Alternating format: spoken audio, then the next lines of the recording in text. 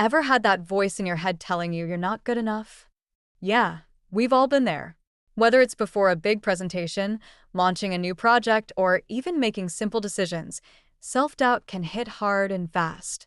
But here's the thing, self-doubt is not a reflection of your true potential.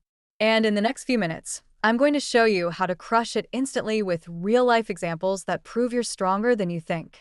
Stay with me, because by the end of this video, you'll have 4 simple but powerful strategies to silence that inner critic, no matter what life throws at you. Let's start with the hard truth. Self-doubt doesn't come out of nowhere. It's usually triggered by something deeper. Maybe it's fear of failure, or maybe you're stuck comparing yourself to someone else's highlight reel. Take Sarah, for example. She's an incredible marketer, but every time she pitched an idea, she second-guessed herself. Why? Because her colleagues seemed more confident. The problem wasn't her skills, it was comparison. Once she recognized this was her trigger, she stopped holding herself back. So ask yourself, what's really driving your doubt? Because trust me, it's rarely about what you're capable of. It's about what you're telling yourself. Here's the deal. Your brain can be your worst critic or your biggest cheerleader. When self-doubt kicks in, it's your mind feeding you a loop of, I can't do this. But just because you think it doesn't make it true. David, a software developer, used to get stuck thinking, I'll never get this right. Instead of accepting that thought, he flipped it. What's the evidence I can't? Spoiler alert, there wasn't any.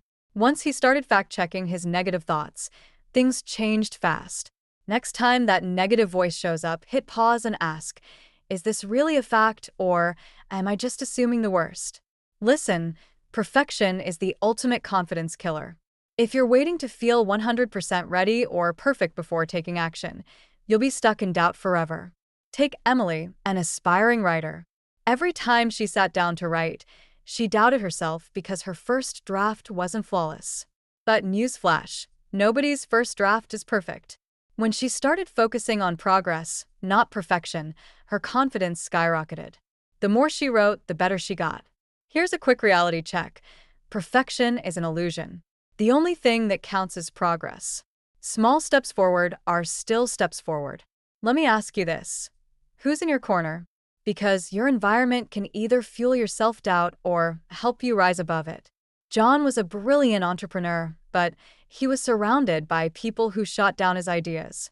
Every time he shared a new project, they'd tear it apart. Eventually, he realized he needed to change his circle.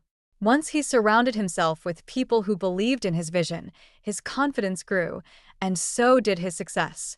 You are the average of the people you hang around with. So if your circle's not lifting you up, it's time to find a new one. Self-doubt is like a bad habit. The more you let it control you, the harder it is to shake. But here's the good news. You now have the tools to stop it in its tracks. Recognize the source, rewire your thoughts, focus on progress, and surround yourself with positive people. Next time self-doubt shows up, you'll know exactly how to handle it. So go out there and start believing in yourself, because the world needs what you have to offer.